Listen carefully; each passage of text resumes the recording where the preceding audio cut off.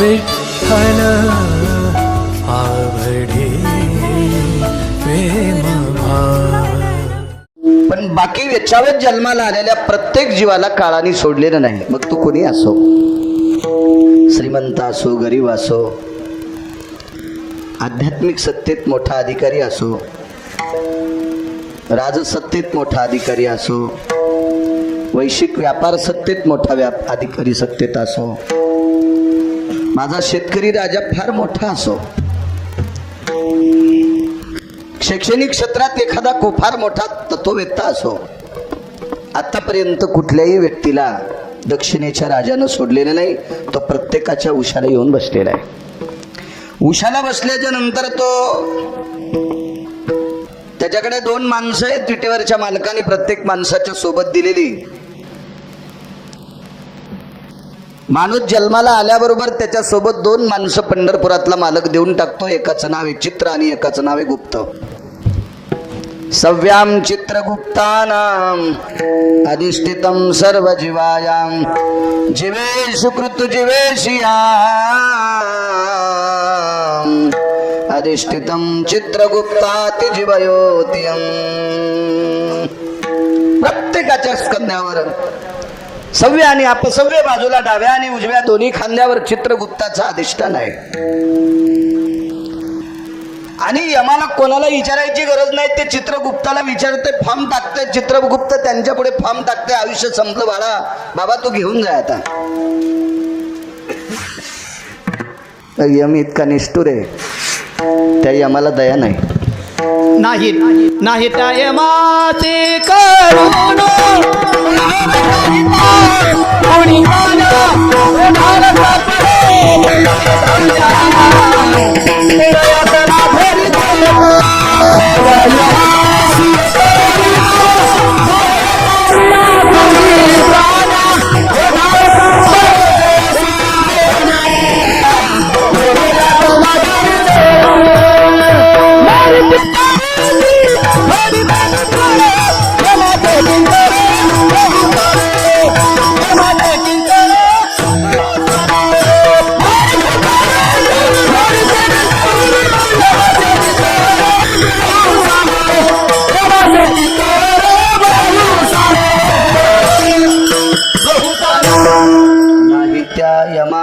करुणा किंवा मारिती झोडीती, मारतात झोडतात, त्याला करुणा नाही.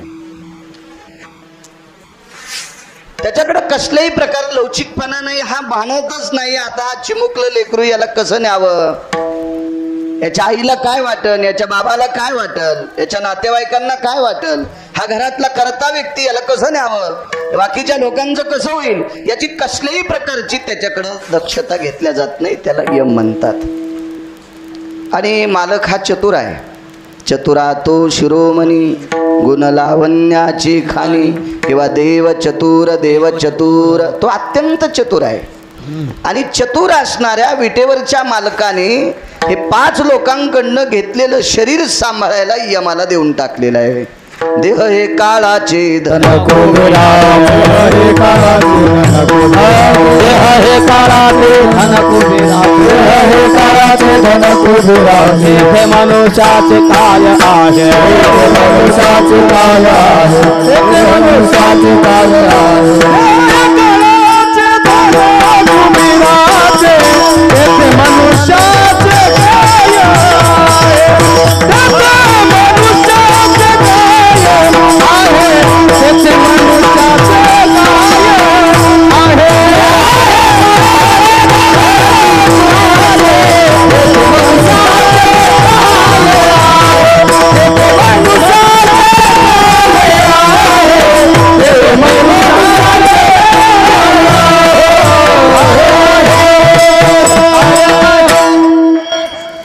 पंढरपुरातल्या मालकाने, काशीतल्या मालकाने सांभाळायला एका निबरगट्ट माणसाकडे दिलंय. तो यम आहे. तो मात्र उशाला बसत असताना भेट नाही.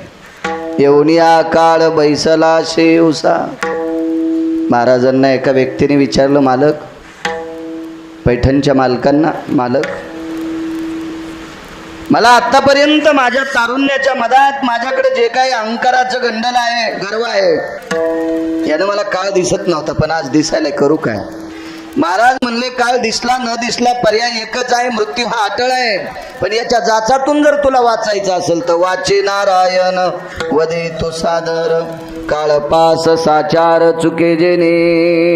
विचारलं महाराज, भजन केल्यानं जर मरण थांबत नाही तर मग भजन करायचं कशा करता?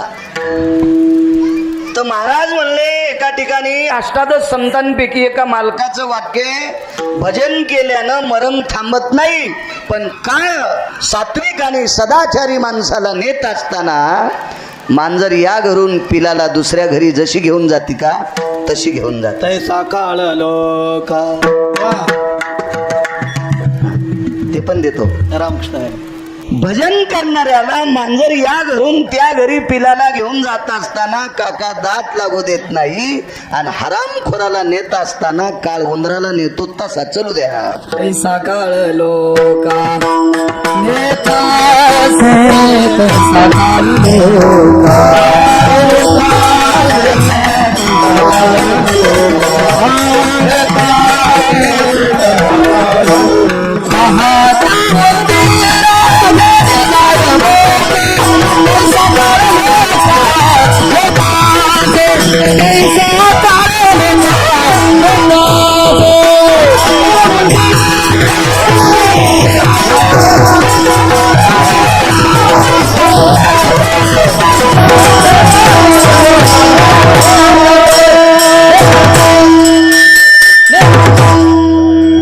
पाहतो उंदीर घेऊन जाय बोका, तैसा काळ लोकाने असे.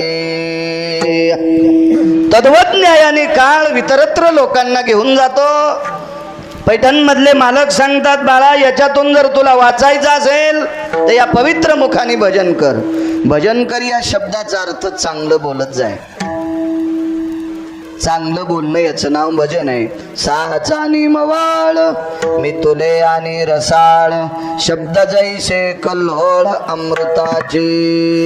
आळंदीतल्या मालकांचं वाक्य आहे, माणूस हा गोड बोलला, चांगलं बोलला की ते भजन होऊ शकते. काही काही माणसाला खपल्या काढायचा नाद असतो.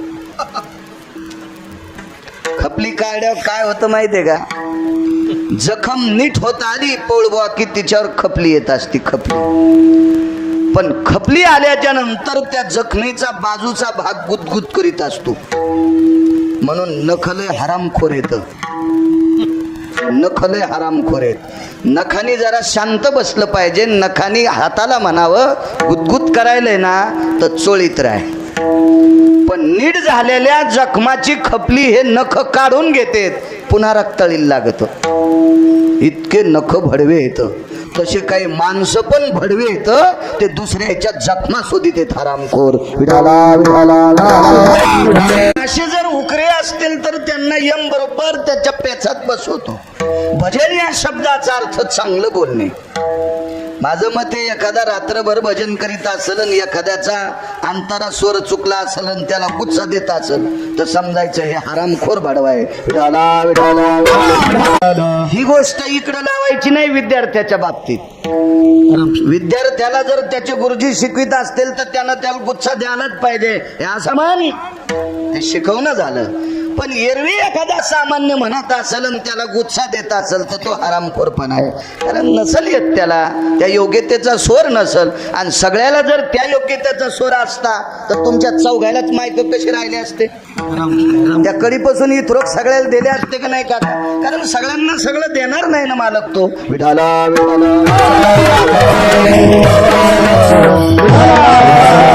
म्हणून या मुखाने गोड बोलणं याचं नाव भजन आहे. वाचे नारायण वदे तो सादर, काळ पास साचार चुके जेने.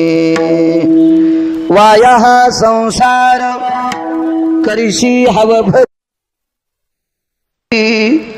काळाची तू फेरी निकट आले. हा संसार करत असताना, हाव म्हणजे आशा. आशा ज्याच्याकडे नाही का त्याला प्रेत म्हणतात. प्रेत म्हणजे मड.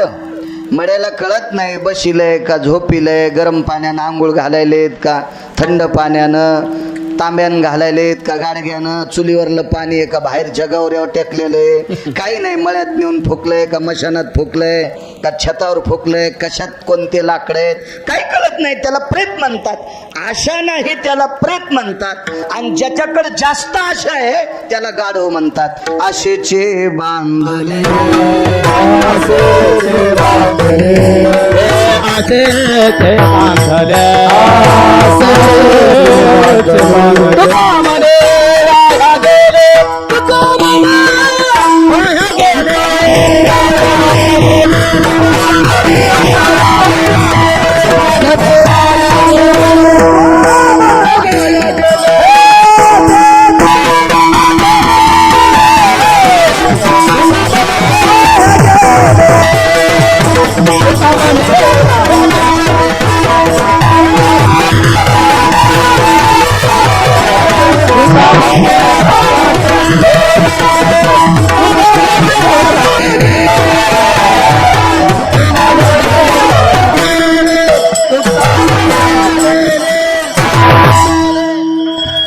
जास्त आशा आहे म्हणजे गाढव आहे. तुका म्हणे वाया गेले, दोन्ही वाक्य आहेत. आणि आशा नाही त्याला मला म्हणले, आणि ज्याच्याकडे आशा जास्त आहे त्याला गाढव आहे म्हणले. मग आशा किती असावा? पाके लवण मिश्रितम तताम्रसने चविभयो तथा लवणम विशुद्ध कालेषु रसनां च विनाशायाम. स्वयंपाकामध्ये मीठ घातल्याच्या नंतर तो स्वयंपाक जिभेला बरा वाटावा इतकंच मीठ असावा. शिल्लक झाल्याच्या नंतर खावा वाटत नाही. कमी झालं तर घेता येईल, पण शिल्लक मीठ झाल्यावर स्वयंपाक खाता येत नाही. तशी आशा शिल्लक झाली की वरचा मानित नाही. विठाला व्यवहारात वागत असताना पैसे कमवू नका असं म्हटले नाही. रावणाच्या श्रीमंतीत कधीच तुकोबारायांनी वाईट शब्द वापरला नाही. कधीच नाही, कधीच नाही, कधीच नाही. रावणाला 18 संतांनी फक्त आचरणाच्या बाबतीत दगड हाणले. श्रीमंतीच्या संपत्तीच्या बाबतीत रावणाला कुठल्याही संतांनी शिव्या दिल्या नाही. आतापर्यंत माझ्या वाचनात कुठं आली नाही. पण आचरणाच्या बाबतीत मात्र रावणाला टोले मारले. संपत्ती कमवत असताना आपल्याकडे ऊसाची शेती असेल, करा किती किती किती ॲव्हरेज करा, वाटेल ते प्रयत्न करून. कापूस असेल, तूर असेल, सोयाबीन असेल, काय एखाद्याचा व्यापार असेल ज्याच्या त्याच्या परीनं. पण दुसऱ्याची मानगोट मोडून कमवणं याला आसुरी संपत्ती म्हणतात. म्हणून संसारात वाया हा संसार करशी हवं भरी. हाव करत असताना कधी कधी लक्षात ठेव, आपण चुकीचं काम करत आहोत का. मर गिरगावकर मर, 3-3 कीर्तन कर.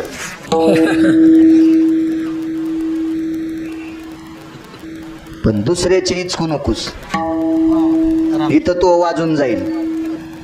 तू 3 करायचे का दिवसात 4 कर. अन्न काय त्याला दिली असून तुला मालकान ताकद, बोंबलत चल, फिरत राह, काय गाडीतच भाकरीन टाक पाकिट घरी. आमच्यावर घेतलं कसा उकळा येतो तुम्हाला. तुम्ही तुकाराम महाराजाचे चुलते आहेत का? हे का कशी खसखस पिकते आमच्यावर घेतल्यावर. दुसऱ्याचं इचकायचं नाही, काय करत नाही. तुला काय घेणे दुसऱ्याहून. अतृप्त आत्मे असतात माणसं. आपल्याला 150 क्विंटल सोयाबीन झाली ना, शेजाऱ्याला 20 क्विंटल सोयाबीन झाली. एक जणांनी विचारलं किती झाली सोयाबीन? 150. चेहरा काऊन पडला? काय नाही म्हणले, मला 140च व्हायला पाहिजे होती, पण त्याला 20 क्विंटल काऊन झाली. बाई अवलाद. हे संसारात विशुद्ध घुगडं म्हणायचं. विशुद्ध नाना प्रकारच्या व्यात हवेने मेले. हे अहम करू नकोस. काळाची तो फेरी निकट आली, काळ जवळ आलाय. म्हणून एका जनार्दनी नको याता याती, संसार फजिती जन्म दुःख. याच्यात तू चांगली कामं कर. आणि कालांतरानं या संसाराचं फळ दुःखाचे. फलकट तो संसार, फलकट तो संसार. संसार फलकत तो संसार फलकत तो संसार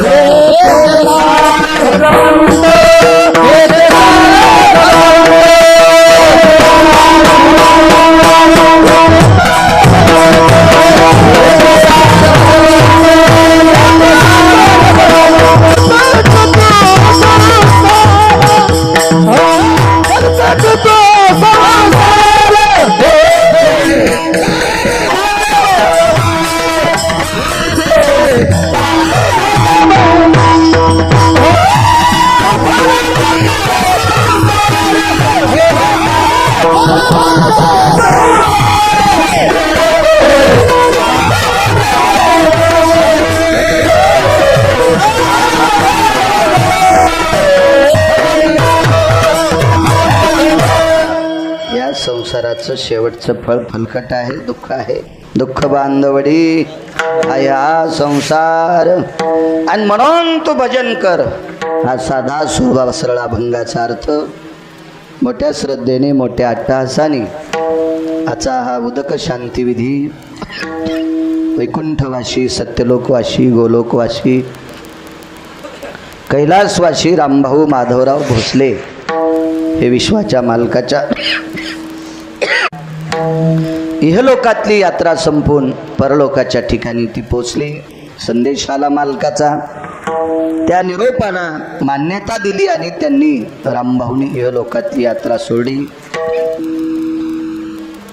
त्यांच्या ह्या उदक शांती प्रित्यर्थ आजच्या कार्यक्रमाचं आयोजन ज्यांनी केलं, विष्णू रामभाऊ भोसले, गजानन रामभाऊ भोसले हेच त्यांचे सुपुत्र आहेत. ज्या वडिलांनी आपल्याला लहानाचं मोठं केलं, कर्तव्याची निष्ठेची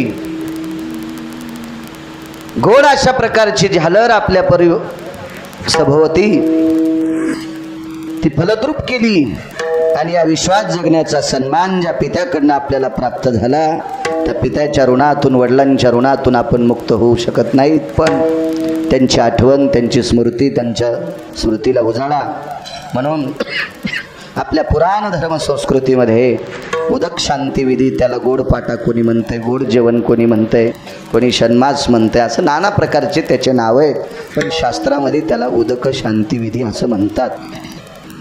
आणि या कार्यक्रमानिमित्त माझ्यासारख्या सर्वसामान्य अज्ञानी व्यक्तीला या ठिकाणी कीर्तन करण्याची संधी मिळते. माझं महत्भाग्य. तारखेच्या संदर्भात जे बोबडे महाराज, महारुद्र महाराज बोबडे तथा जे भोसले अण्णा आमच्या शेलूला पोलीस डिपार्टमेंटमध्ये फार दिवस होते. अण्णा 4-5 वर्ष होते त्यावेळेला आमच्या घरापासून 2दा संध्याकाळचा राऊंड असायचा. ते ड्युटीवर नसले तरी ते दुसऱ्या कॉन्स्टेबलला सांगायचे आणि 2 वेळेला घरापासून राऊंड असायचा. बऱ्याच दिवस आमच्या शेलूला अण्णांचं वास्तव्य झालं. तारखेच्या संदर्भात सतत संपर्क करत होते. थोडा अण्णा तुम्हालाही धन्यवाद. इथे आलेली पंचक्रोशीतील सर्व श्रोते जनार्दन जे मारुतराव अण्णा असतील आदी करून बरीच परिचित व्यक्ती आहेत, सर्वांचे नाव पाठ नाहीत. या परिसरात कीर्तन असल्याच्या नंतर बरेच इथं बसलेली माणसं शक्यतो कार्यक्रमाला हजर असतात. अशा सर्व श्रोते जनार्दनांच्या चरणी गिरगावकराचा साष्टांग प्रणिपात. मृदंग महामेरू कमी वयामध्ये महाराष्ट्राच्या मातीमध्ये ज्यांनी फार मोठं आपलं नाव उंचवलं, या परिसराचं नाव आपल्या परभणी जिल्ह्याचं मोठं केलं, असं मृदंग क्षेत्रातलं रत्न आमचे कृष्णा महाराज आहेत. महाराजांनाही प्रणाम. गायन क्षेत्रामध्ये बुलंद तोफ असणारी आदरणीय आमचे सोपान काका बोबडे आहेत. गोड आवाजावर प्रभुत्व, ते उत्कृष्ट कीर्तनकार सुद्धा आहेत. तथा महारुद्र महाराज बोबडे असतील, तथा हरिभक्तीपरायण मदन महाराज फटंगे असतील. गोड आवाजावर प्रभुत्व आहे. कमी वयामध्ये आवाजाला गोड अशी झालर आहे. मला गाता येत नाही पण कळते. सगळ्याच माणसांना भजे तळता येत नसते, पण चांगले झालेले सांगता येत असतात. अशी गोड आवाजाला ज्यांच्या गोड अशी सात्विक तात्विक झालर आहे आणि वारकरी व्यक्ती आहे, म्हणजे धोतर पण नेसतेत ते महाराज. तुम्हाला पौळ महाराज, मला वाटतं त्यांचंही नाव सोपान काकाच आहे. रामकृष्ण सोपान काका पौळ, गोड गोड सोपान नावाची माणसं परभणी जिल्ह्याला जरा गोडच लाभले परमार्थिक क्षेत्रात. वा वा चे सोपान काका पोळ, तुम्हालाही धन्यवाद. प्रणाम महाराज. काशीनाथ महाराज सील कळस फुल धासाडीकर हां गोड, त्यांनी मला 1-2 वेळेस कीर्तनाचा योग आलता तुम्ही तारीख घेतल्यावर. काशीनाथ महाराज तुम्हालाही धन्यवाद प्रणाम. या बाजूपासून संस्थेचे विद्यार्थी असतील त्या टोकापासून इथपर्यंत सर्वांच्या चरणी गिरगावकराचा नाक घासून प्रणाम. काळ हा आतापर्यंत मी मगाशी बोलून गेलो, 7 लोक सोडून दिले तर एकालाही काळानं सोडलेलं नाही. तुकोबारायांनी सांगितलं, काळा मला खबरदार, माझ्याकडे येशील तर पाय. पण यम म्हणला, मालक मी तुमच्याकडे येत नाही, तुमच्या मनानच तुम्ही इथं थांबू नका. तुमच्या मनानच, पण तुम्ही इथं थांबू नका. तुकोबाराय म्हणले, पण तू येऊ नकोस मला न्यायला, माझं मी बघाल, नाही तुम्ही तुमचं बघा, पण इथं थांबू नका. नाही थांबता आलं, जावंच लागलं तुकोबारायांना सुद्धा. नाहीतर ही सामान्य लोक नव्हते ना. जगा काळ खाय आम्ही माथा दिला पाय, त्या काळाच्या डोक्यावर पाय देणारी माणसं होती. काळ गुलाम सलाम करी, तू गया घरी राबतशी. तुकोबारायच्या घरी भांडे घासणारा काळ, धुणं धुणारा काळ, सडा टाकणारा काळ, वाटेल ती पडेल राबणे म्हणजे वाटेल ते पडलेली कामं करणारा काळ. हा काळ कुणालाही भेट नाही, न्यावं लागते. एक तुम्हाला प्रसंग सांगतो त्रेतायुगातला. एक नळ नावाची व्यक्ती आहे. खरं तर हा नळ नावाचा व्यक्ती म्हणजे योनीनं पशु आहे. मारुतीरायाच्या बाबतीत विचार केला तर मारुतीराय सुद्धा योनीनं पशु आहेत, हे मी म्हणावं नाही. येऊनी जन्मला अमरकट, येऊनी जन्मला अमरकट, तो वैष्णवा माझी अति श्रेष्ठ. हनुमंत मनावया कनिष्ठ, ऐसा पापिष्ट कोण आहे. देहूतल्या मालकांचं वाक्य, आपलं पैठण मधल्या मालकांचं वाक्य. शांती ब्रह्म एकनाथ महाराज सांगतात, तो येऊनीनं पशु आहे, पण वैष्णवा माझी अतिश्रेष्ठ. आळंदीतल्या मालकाने वानर शब्द वापरला, ध्वजस्तंभावरी वानरू. असू द्या वानराची योनी, असू द्या पशुची योनी, पण वैष्णवा माझी अतिश्रेष्ठ. धर्मानां पवित्रयो धर्म संन्यासो पवित्र, रक्तांबरांबरो काया कामां दग्ध सकला स्थितो. वैशानरो दग्धान पुनितो यत धर्मां संन्यासो पवित्रयो. ज्यानं वासनेला कामाला विस्तू लावला असा 19 संन्याशापैकी प्रभावशाली संन्यासी, त्या संन्याशाला तुकोबारायांनी वंदन करावं. शरण शरण जे हनुमंता, शरण जे हनुमंता, शरण जे हनुमंता. तुम्हा आलो रामदूता, तुम्हा आलो रामदूता, रामदूता, आलो रामदूता, तुम्हा आलो रामदूता, आलो रामदूता.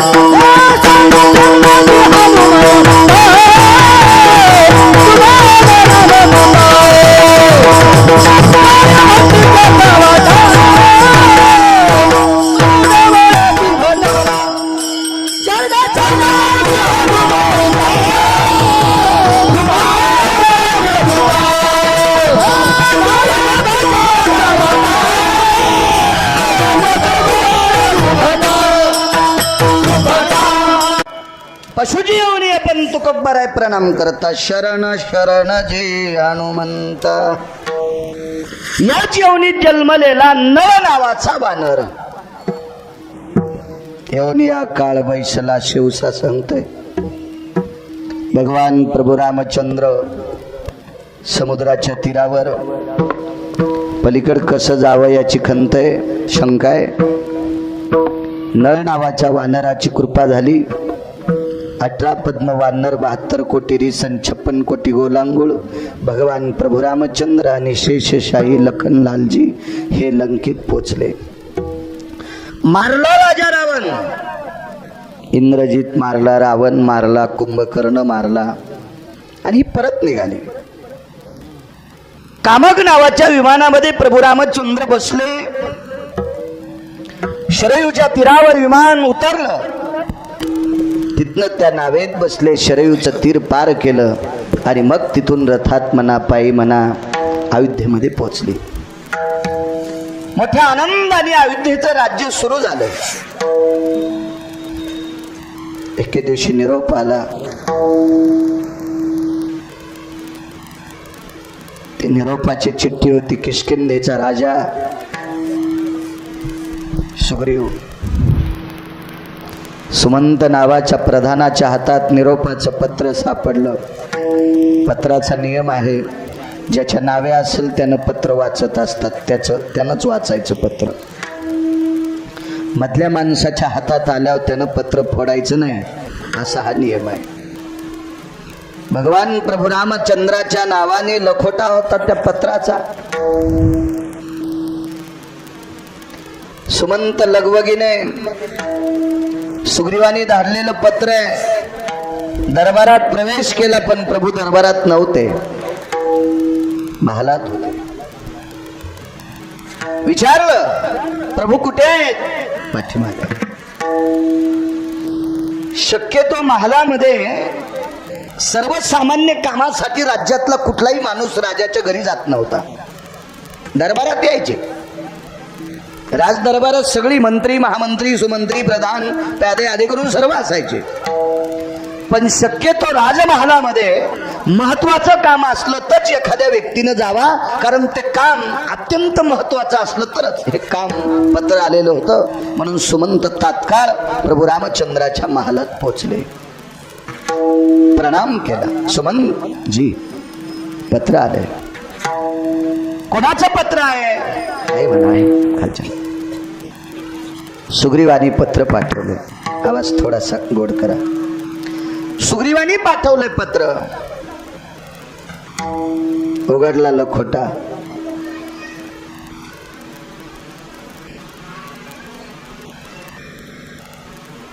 पत्रिका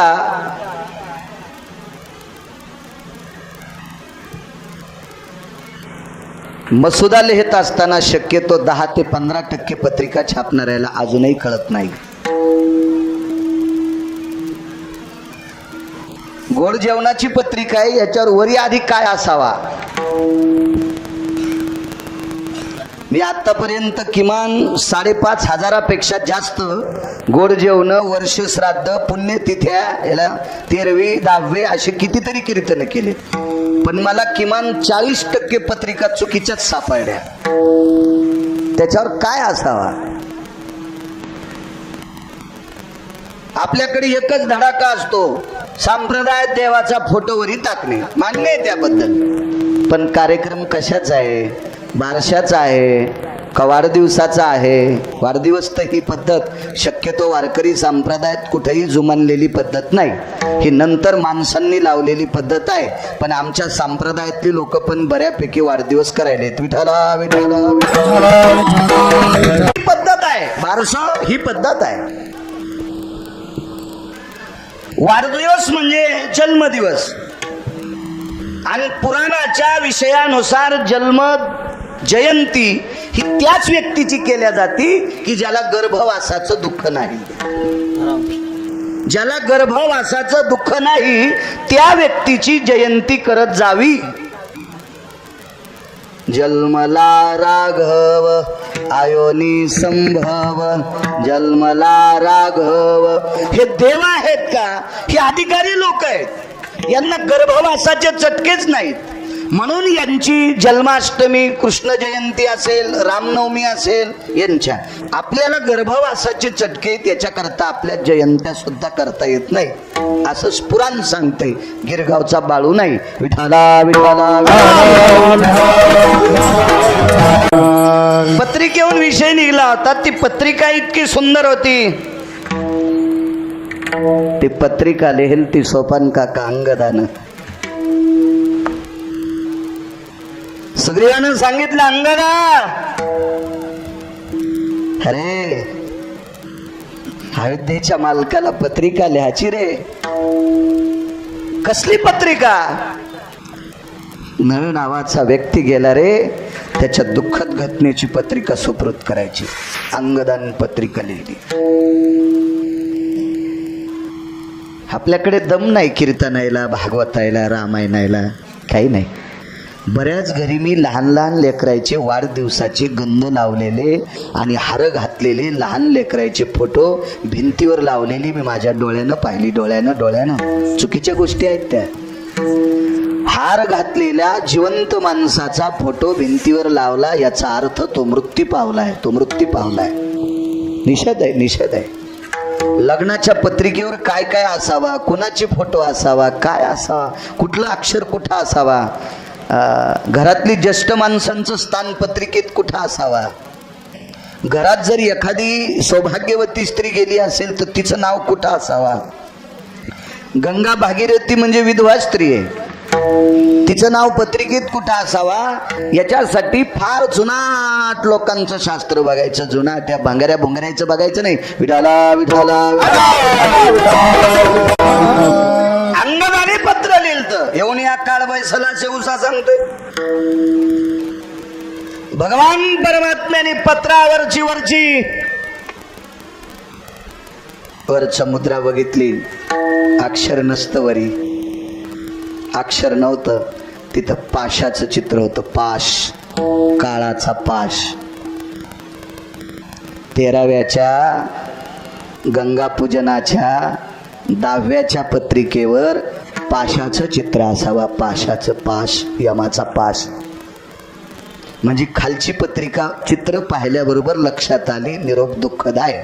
पाश पाशां द्वयो करद्वयो यनांगदानां स्थिते गजपत्रां परिपत्रेषु चक्षुयान नारायणो.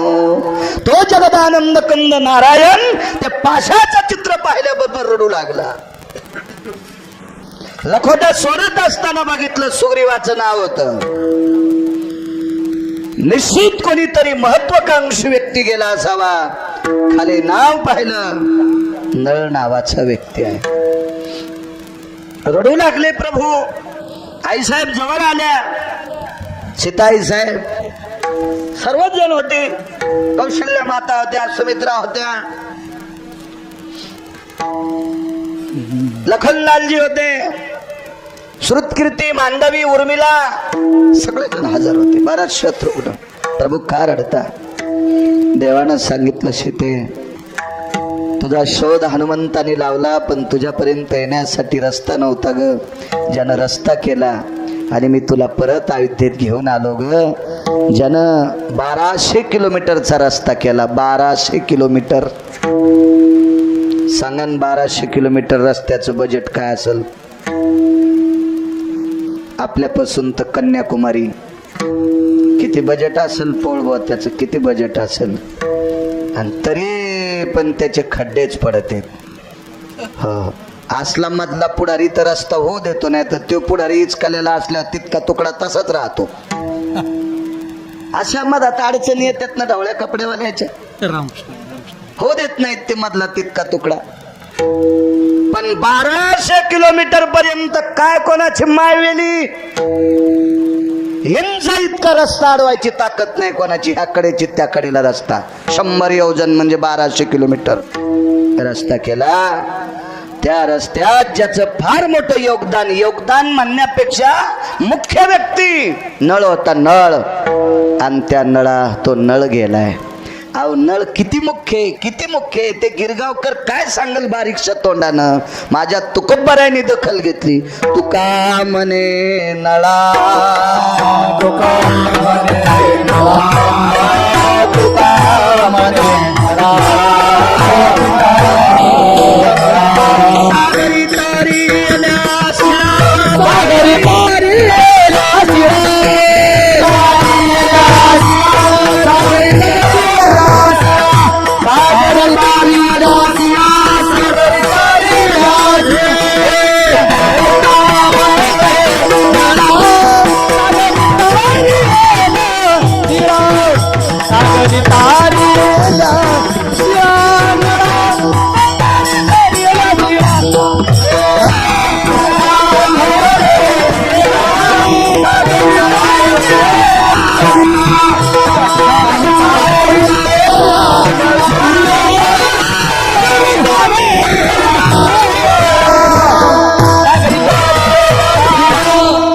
माझ्या देहूतल्या मालकांना ज्याची दखल घेतली तुकोबारायने, तुका म्हणे नळा सागरी तारेल्या शिळा.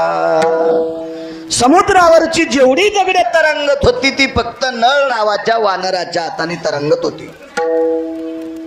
आणि तो नळ नावाचा वानर जात राहिला. आश्रमावर दिव्य असं तेजस्वी झाड आहे, त्या झाडाच्या बुडाला वट्टा आहे, त्या वट्ट्यावर स्फटिकाची शिळा आहे, त्या स्फटिकाच्या शिळेवर नळ नावाच्या वानराचं पार्थिव देह ठेवलेला आहे. किती लोक आले असतील, किती लोक 18 पद्म वानर असे बसलेले आहेत. गोलांगोल असतील, रेष असतील, बसलेले आहेत सगळे.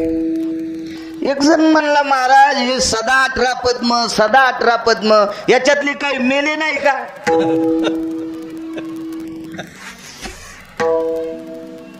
पुसा कोणी माहितीये का? ज्याला उत्तर ऐकायची अक्कल येते आरामखोरानं. मधल्या भडव्याला विचारायची काय ताकद आहे? 18 पद्म आकडा सांगता म्हणे वानर मेले नाही का? अरे हरामखोरा, मी शाळेत होतो त्यावेळेला इतक्या कोटी लोकांचा तिरंगा झेंडा कोणाचा, इतक्या कोटी लोकांचा. आता तिरंगा झेंडा कोणाचा? 130 कोटी लोकांचा. किती लोक वाढे रे सोमल्या. मग वानर काय वांज होते का रे हरामखोरा? रामकृष्ण. तेव्हा प्रश्न करत असताना चिकित्सक वृत्ती असली पाहिजे, भांडकुदळ वृत्ती नसली पाहिजे, विभांडक वृत्ती नसली पाहिजे. प्रश्न हा पेलवण्याची ज्याच्यात ताकद आहे त्यानं उत्तर केलं पाहिजे. मधल्या गांजऱ्या गुंजऱ्यानं नाही शहाणपणा केला पाहिजे. सगळी माणसं निरसांना अंत्यविधीला बसलेली होती.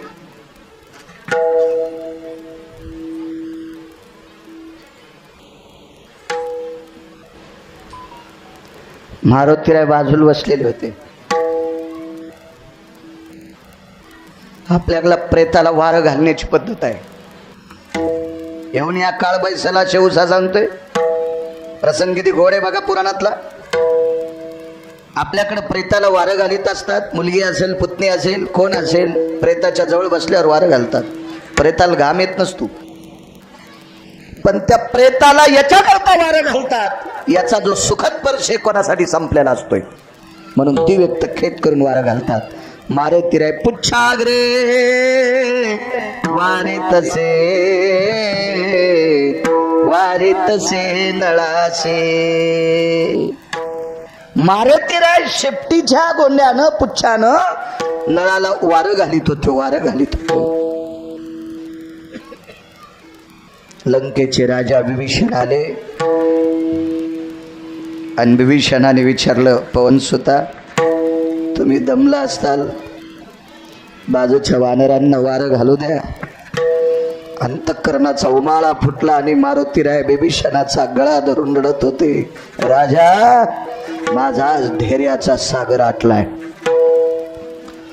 अरे पंढरपुरातले मालक प्रभू रामचंद्र इकडच्या कडीहून तिकडे नेत असताना मला घाम फुटला होता, पण या कडीची त्या कडीला समुद्राच्या मुसक्यावळून रस्ता करणारा बहादर माझा पाठीराखा गेलाय. तो माझा धैर्याचा सागर आटलाय. मारुतीराय रडत होते. मारुतीराय मालक अयोध्येतले आले. सीताई साहेब सोबत आहेत, लक्ष्मणजी आहेत, भरत शत्रुघ्न आहेत. प्रभू रामचंद्र आल्याबरोबर सर्वांनी प्रणाम केला. सर्व वानरांनी. वानर प्रभू रामचंद्राला बघितले की 2 लोकांना प्रणाम करत होते. एक प्रभू रामचंद्राला एकदा प्रणाम करायचा आणि मारुतीरायला एकदा करायचा. काय गरज मारुतीरायला, पण त्याच्यामुळे राम आम्हाला भेटलाय. बारे तुझी येणे संगती उद्धरिल्यासी वानर पंगती. बारे हनुमंता, बारे पवन सुता, बारे अंजनी सुता, तुझी येणी संगती. जन्म मरणाच्या पंगती वा, बुडत होतो मारुती. क्या बात है. तो लावोनी श्रीराम भक्ती वानर पंक्ती उद्धरिल्या. क्या बात आहे. 10 मिनिटं आगाव कीर्तन आज विठाला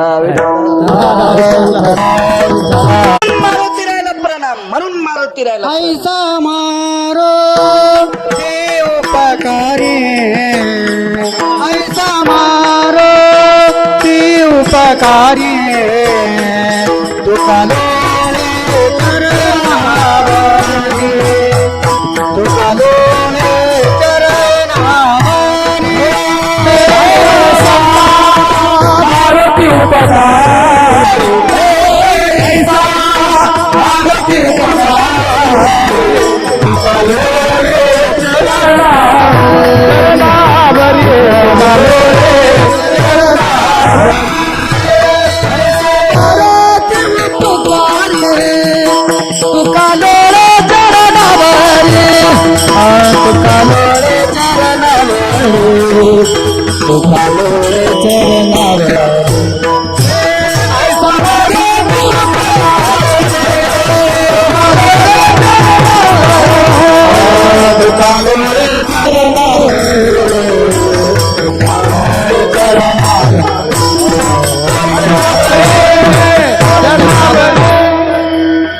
पायापाशी त्या माणसाच्या बसलं पाहिजे ज्याचे काम चांगले येतात त्याच्या पायापाशी.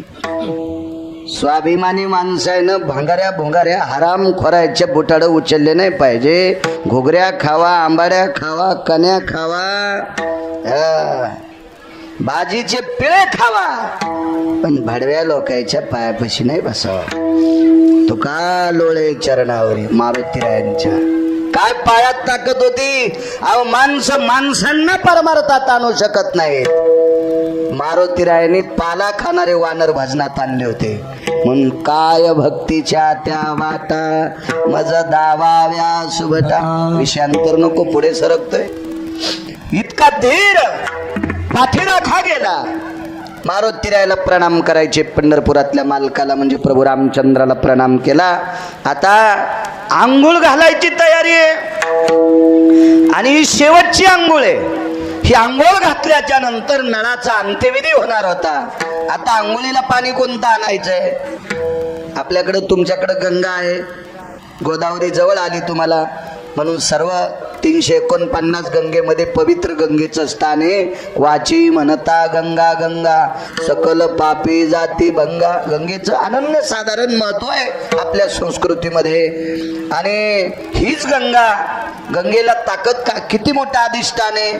गंगा आणि भागीरथी म्हणजे गंगेमध्ये बऱ्याच गंगा येत असतात.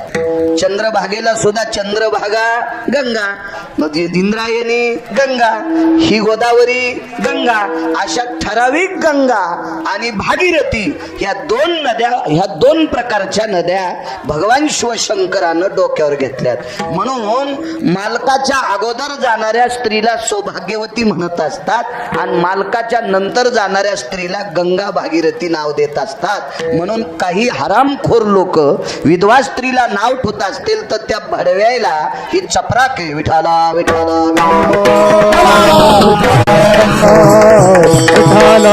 आमच्या इथे एक माणूस होता, विधवा स्त्री आडवी गेली अण्णा की ते बाजाराला जात नव्हता. ते म्हणायचं का आला वापस. तो म्हणे विधवा स्त्री आहे. असं मला दारे धरताना गवत उपटायचा नाद आहे. त्याच्यामुळे लांबत बघा कीर्तन, लांबत कीर्तन. मी सरळ सरळ पुढं तर नाही तर दुसऱ्या याच्यात गेलो असतो आता. पण असं लांबतं ते. तर ते बाजाराला जात नव्हतात. म्हणलं काऊन बाजाराला जात नाहीत. गेली ती विधवा आडवी. एके दिवशी मांजर रडू लागली. म्हणलं काऊन रडायली. ते 4 दिवस झालं मला आडवा चाललाय म्हणून उंदीर भेटणं.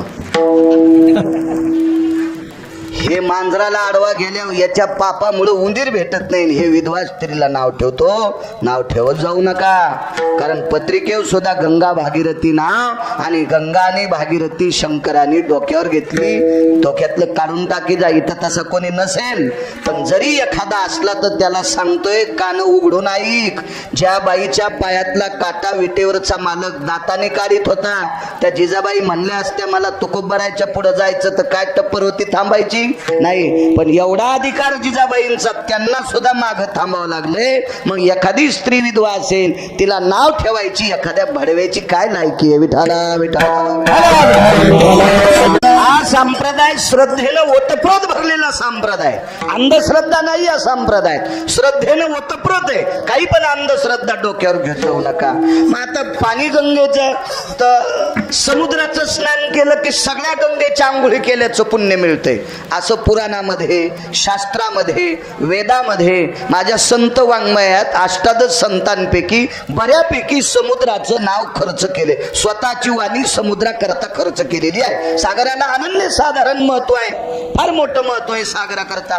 मग त्या सागराचं पाणी आणायचा संदेश प्रभू रामचंद्रांनी वानरांना दिला. पाणी आणायचं. सुग्रीवाकडे काय कमी असेल? सोन्याच्या घागरी नसतील का? चांदीच्या घागरी नसतील का? पण प्रेताला नियम आहे, प्रेताला नियम आहे. प्रेताला हे मतकुंभानं स्नान घालीत असतात, मातीच्या गाडग्यानं स्नान घालत असतात. आपल्याकडं याला गढूळ करायचा प्रयत्न करायचा नाही. संप्रदायाला गढूळ करायचा प्रयत्न जो करीन त्याच्या घराला कुपटी लागल. संप्रदाय गढूळ करणाऱ्याला जो कोणी पैसे देऊन आणील त्याच्या घराला पण कुपटी लागल. विठाला विठाला. नियम कधी मोडायचे नाही. मागच्या लोकांनी जे आणलेत ना ते नियम आणायचे आपण. मला पाप वाटते माझं. मला काल त्या 4 फेब्रुवारीला ज्या वेळेला अपघात झाला, मला बॉयलजनला क्रॅक मी घेतोय, 15-15 दिवसाला इंजेक्शन घेतोय, पण ते जुळत नाही गॅप.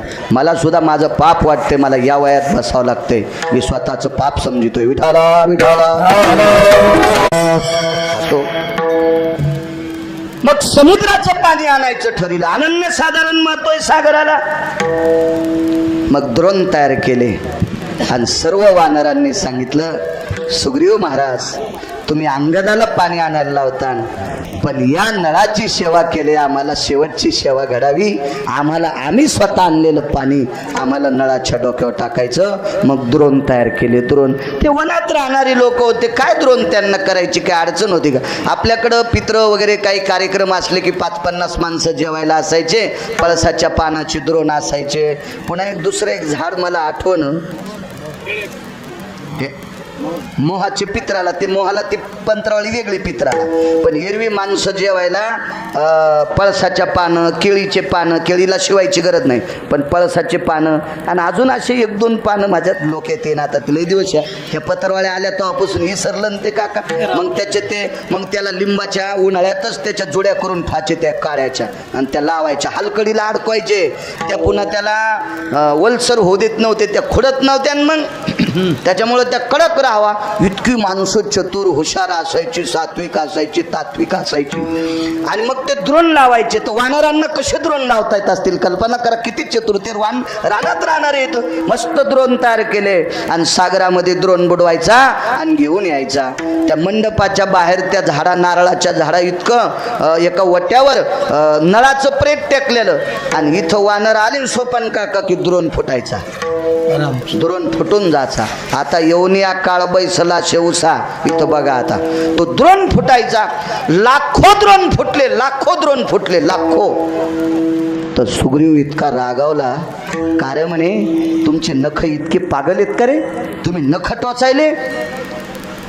नखाग्रो नैवस्ति जायम द्रोणाति भंगा भयो आपांपती निरायम हो खदश्य जायते. हे आमचा एकाचंही नख लागत नाही, आम्ही बोट लावित नाही, पण अचानक द्रोण भंग पावतो आणि आपांपती म्हणजे समुद्राचं आलेलं पाणी सांडून जातंय. लाखो वानरांनी द्रोण आणले पण पाणी मात्र नळापर्यंत पोचलंच नाही.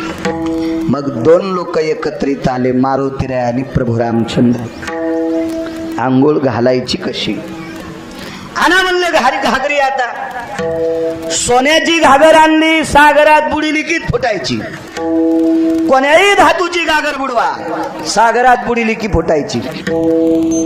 मग मारुतीरायाने सांगितलं, देवा एक बोलू का? या समुद्राची आंघोळ नळ स्वीकारित नाही.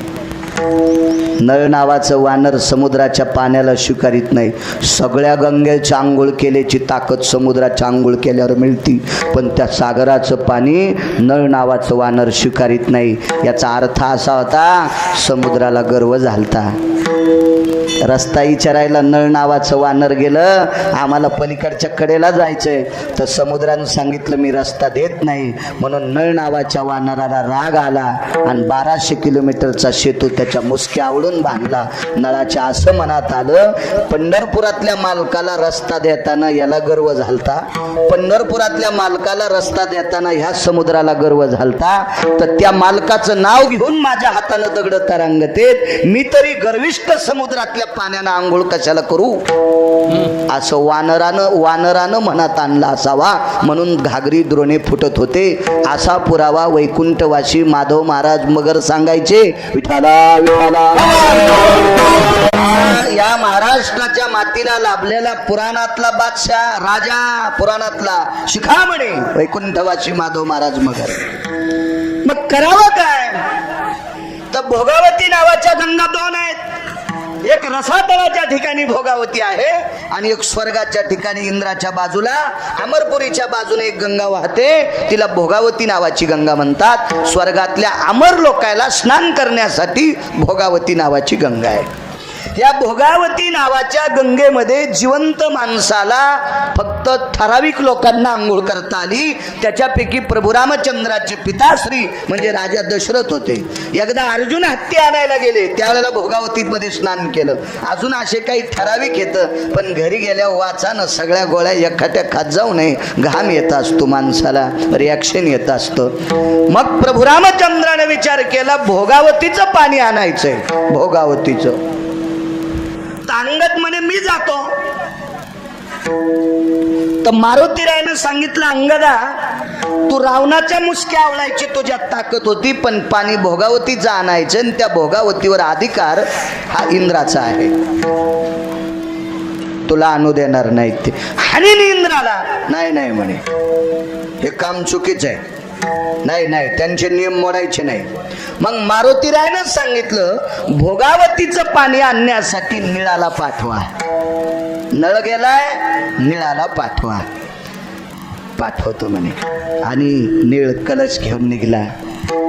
मारुतीरायानं थांबवलं आणि मारुतीराय म्हणले, निळा रडू लागले.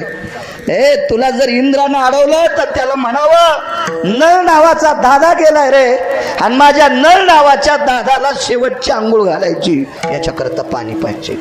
इतकं इंद्राला सांग.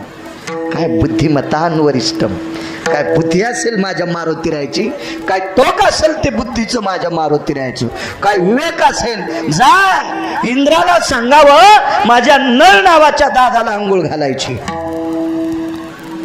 पाहिलं गुप्तचरांनी, कोणीतरी वानर पाण्यात थांबलं. ते हातवरी केले. हातवरी करणे म्हणजे नम्रतेचं लक्षण आहे. नम्रतेचं. युद्धात शस्त्र संपलं की हातवरी करीत होते. कुत्र माहिती आहे ना तुम्हाला, एक कुत्र दुसऱ्या गल्लीत गेल्यावर तिथले कुत्रे जर बळकट असले तर हे कुत्र कष्ट घालीत आहे. त्यानं दोन्ही पायाच्या मधात शेपूट घातली की दुसरे कुत्रे त्याला बोच करीत नाहीत, भेलं समजायचं. हातवरी केले निळाने वरी हात केले. चाल राजाकडं. दरबारात उभं केलं, मान खाली घातली. चेहरा दुःखी होता, भाऊ गेलता. हो, दुःखी चेहरा होता, भाऊ गेला. इंद्राने विचारलं, का रे कोण? त्या नळासाठी मी स्वतः पाणी आणलं. आणि इंद्रानं पाणी आणून घातलं. हत्तीच्या 7 सोंडेत घागरी होत्या. ऐरावत नावाचा हत्ती 14 रत्नापैकी एक, 7 सोंडेमध्ये घागरी होत्या. आणि भोगावतीचं पाणी घातलं आणि नळाचा अंत्यविधी झाला. दृष्टांत संपला. भोगावतीचं पाणी एकदा मृत्यूलोकामध्ये गणपती बाप्पा महाभारत लिहिण्यासाठी बसले. विशेषण सांगतोय तुम्हाला. महत्त्व कशाला असतंय? गणपती बाप्पा महाभारत लिहिण्यासाठी बसले, महाभारत सांगायला व्यास बसले. श्रीमूळ वेद व्यास भगवान, 1.25 लक्ष भारत केले निर्माण. तया प्रति प्रश्न केला जन्मे जयान, समूळ सांगा मजला पूर्वज कथन. 1.25 लाख श्लोक भाग महाभारताचे हे श्लोक लिहित असताना शाही कोरडी झाली. या शाहीत पाणी टाकण्यासाठी गणपती बाप्पानं सांगितलं भोगावतीचं पाणी आणा. इंद्रानं दिलं नाही, इंद्रानं दिलं नाही. सरस्वतीला 2 पुराणाचा मतितार्थ लिहायचा होता. सरस्वतीला सुद्धा भोगावतीचं पाणी नाही. ब्रह्मकन्या विद्या धात्रीम रसना प्रियो जीवाग्रो तताम जगयम न्यायाधिष्ठितम कृती इतिनाम सरस्वतीस्ततेवचा वहनत्रयो हंस वाहिनी.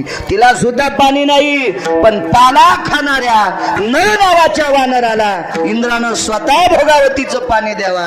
किती मोठा इंद्र असेल? अहो समुद्राला लाथ मारणारा नळ किती मोठा नळ असेल? किती मोठा नळ? देवानं त्याची दखल घ्यावी. किती मोठा नळ असेल? पण याही नळाच्या बाजूला उशाला काळ बसला. म्हणून पैठण मधले मालक पहिल्या कडव्यात म्हणतो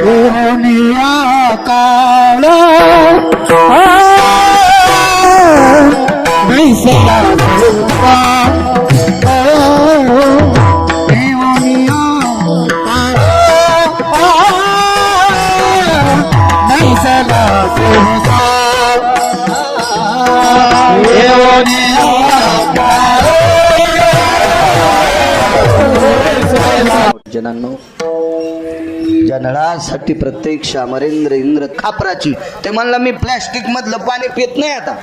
ते म्हणलं आमच्या इथं गॅस आहे, 1.5 लाखाची चिमणी आहे, धुपण बाहेर जायला.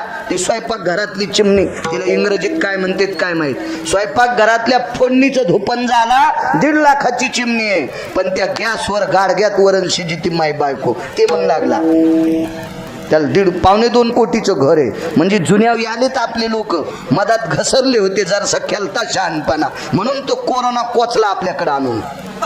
आता आले जुन्यावर. आपल्या देशातले मुसलमान पण तुळशीचे पानं पिऊ लागले. 2.5 वर्ष मुसलमान पण तुळशीच्या पानाचा कडा पिऊ लागले. त्याच्या लक्षात आलं हे जुनं सोडायचं नाही आता. म्हणून जुन्याला सांभाळायचं. निसर्ग निर्मित आहे, ते सांभाळायचं, आपल्यावर आघात येणार नाही. मला कळतंय, मला 41 वर्ष झालेत आता. मधल्या 20 वर्षापासून मला बऱ्यापैकी थोडं कळत होतं.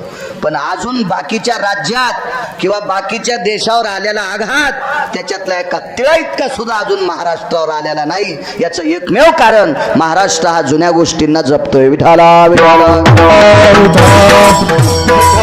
तुम्हाला एक माहिती आहे का? जीनच्या पॅन्टीवाल्याला, जीनच्या पॅन्टीवाल्याला एक लक्षात ठेवा, आपले बाप दादे चुलते आजोबा काका ज्वारी हुरड्यात आली आणि हुरड्याच्या पुढे गेली, हुरडा वेगळा आणि हुरड्याच्या पुढे गेली की ते मग वेगळा हुरडा असतो, त्याला एक दुसरं नाव आहे, नको ते म्हणायला. आणि त्या हुरड्यातून पलीकडे गेली की आता दाढी झाली म्हणायचे. दाढे कंस झाले आकड्याचे की त्याच्यातले 5 कंस आणत होते आणि मारुतीच्या मंदिरात अडकीत होते. म्हणजे आपले जुने बापदादे पशु पक्षावर प्रेम करणारे होते. मारुती कंस खातो का? नाही, पण त्याच्या मंदिरात आलेल्या चिमण्या पशु पक्षी 4 दाणे खावा म्हणजे इतका जिव्हाळा झोपणारे, निसर्गाला जोपासणारी आपली बापदादी होती. म्हणून आपल्याकडे संकट नाही. असो एक वाजून गेला आहे का नाही? मला असं वाटतं आता आठ पावा विठोबार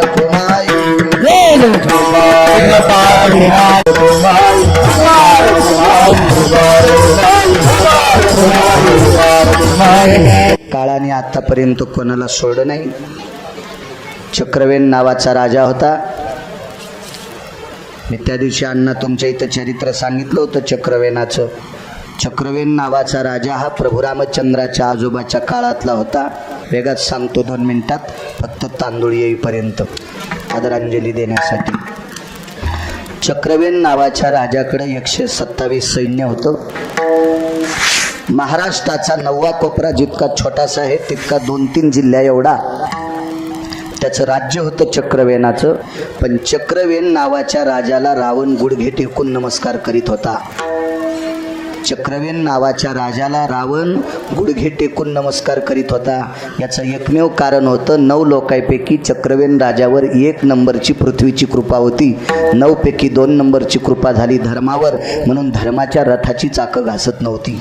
पृथ्वी कुठलेही खडे गोटे धर्माच्या रथाच्या चाकाला लागू देत नव्हती. आणि 1 नंबरला चक्रवेन राजावर कृपा होती.